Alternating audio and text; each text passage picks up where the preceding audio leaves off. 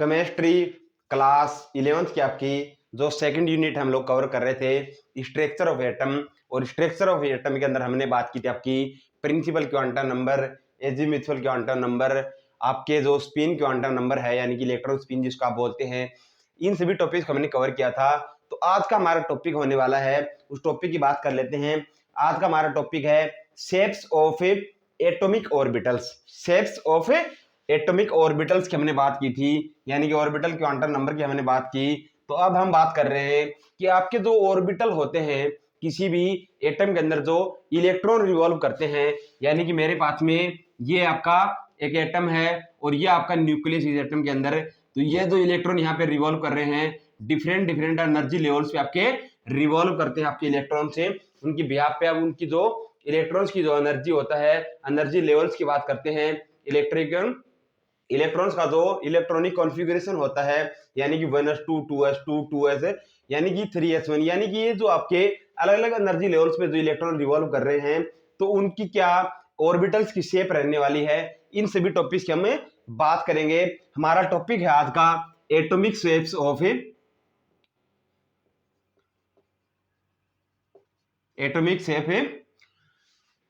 Orbitals की हम बात कर रहे हैं।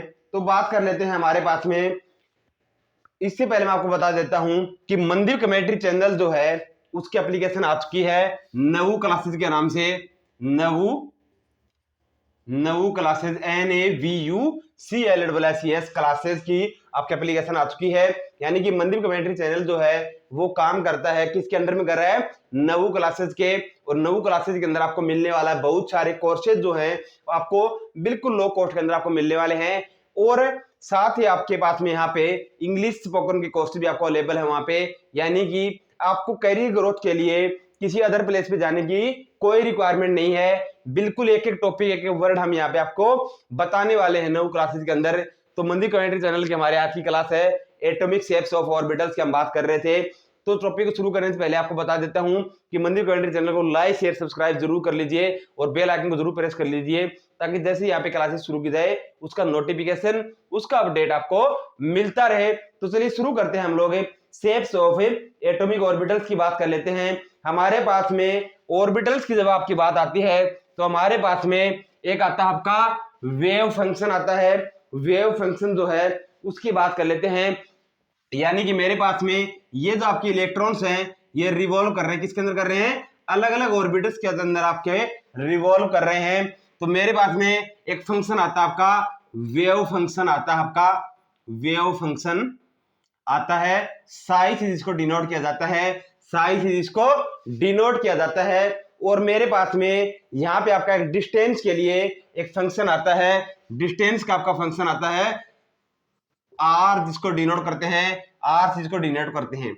यहाँ पे वेव फंक्शन की बात करते हैं तो वेव फंक्शन यानी कि आपका जो इलेक्ट्रॉन रिवॉल्व कर रहा है, यहाँ पे मेरे पास में जो ये आपका इलेक्ट्रॉन रिवॉल्व कर रहा है इसके वेव फंक्शन की बात हम कर रहे हैं। और साथ ही हम बात करें आपकी डिस्टेंस से जिसको डिनोट किया हमने आर से, वो डिस्टेंस कौन सी होती है आपके एटम के अंदर बात करें तो ये हमारा न्यूक्लियस है। और ये आपके यहाँ पे मान लीजिए आपका 2s यानी कि ऑर्बिट है और यहाँ पे आपका 1s ऑर्बिट है। यानी कि मेरे पास में यानी कि 1s जो आपका ऑर्बिट है या 2s आपका जो ऑर्बिटल है, इनकी अगर मैं बात करता हूं तो यहाँ न्यूक्लियस से लेके 2s तक जो डिस्टेंस आपकी ये मेरे भाई आपकी होती है r, यानी कि डिस्टेंस जो फंक्शन मैं बता रहा हूं आपका डिस्टेंस का जो फंक्शन आपका r, इसको डिनोट किया जाता है आपका r से। वेव फंक्शन यानी कि इलेक्ट्रॉन जो आपका रिवॉल्व कर रहा है, इलेक्ट्रॉन का जो रिवॉल्व कर रहा है ऑर्बिटल्स के अंदर, उसके वेव फंक्शन की हम बात कर रहे हैं। हमारे पास में यानी कि 2 फंक्शन हमारे आ जाते हैं यहाँ पे। लेकिन अब मैं बात कर रहा हूं आपकी एक आपका अदर फंक्शन आता है variation of probability of wave function. यानी कि किसकी प्रोबेबिलिटी बात कर रहे हैं, प्रोबेबिलिटी ऑफ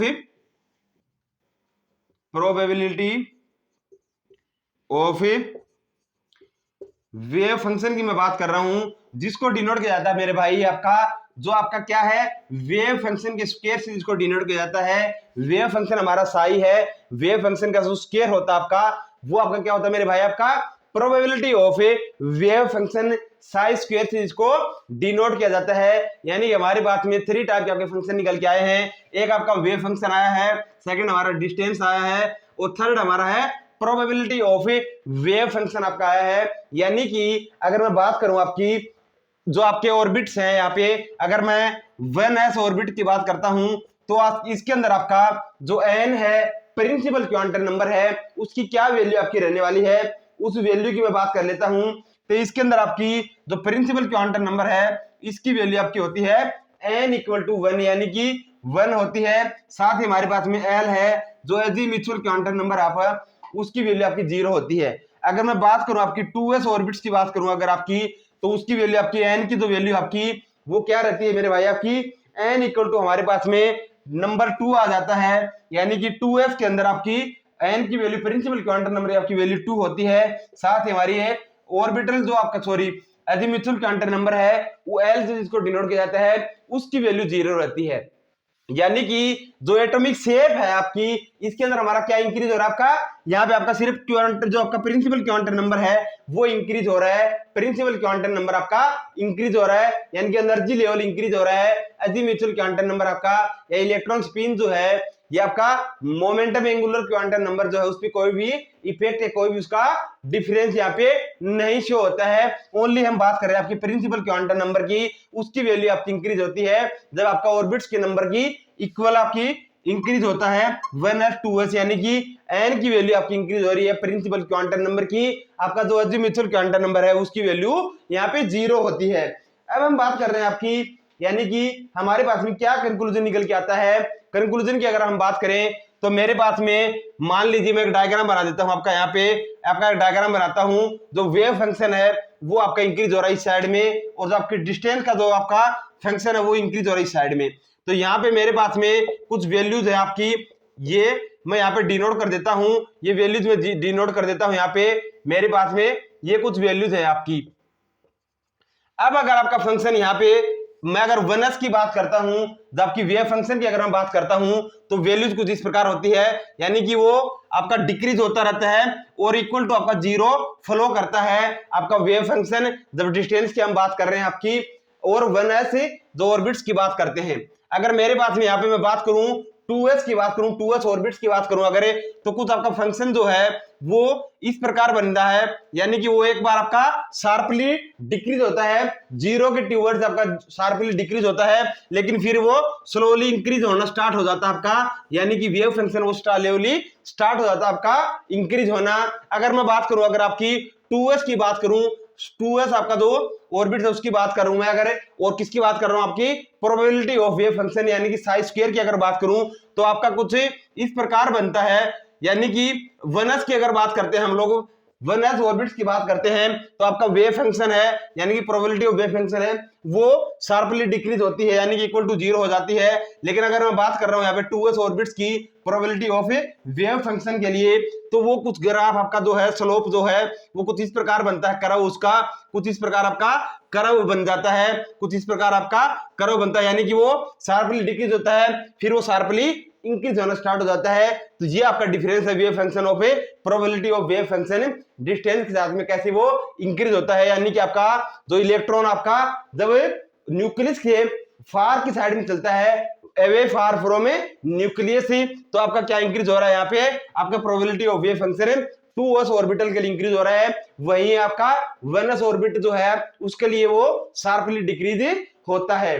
तो ये था आपका एटॉमिक शेप्स ऑफ ऑर्बिट्स की हमने बात की, शेप्स ऑफ एटॉमिक ऑर्बिटल्स की हमने बात की। तो नेक्स्ट टॉपिक हमारा जो कवर करेंगे हम लोग नेक्स्ट क्लास के अंदर, अगर इस टॉपिक में कहीं भी डाउट हो तो आप कमेंट से मुझसे जरूर उसके क्वेश्चन पूछ सकते हैं। अभी आपको मनदीप कमेंट्री चैनल को लाइक शेयर सब्सक्राइब जरूर करना है, और जैसे ही आपके यहाँ पे क्लासेस आपको प्रोवाइड किए जाते हैं आप उनको ज्वाइन करके अपने टॉपिक्स को कवर कर सकते हैं। नवू क्लासेस का एप्लीकेशन का लिंक मैंने डायरेक्ट डिस्क्रिप्शन में दे दिया है, जहां से आप उसको डाउनलोड कर सकते हैं।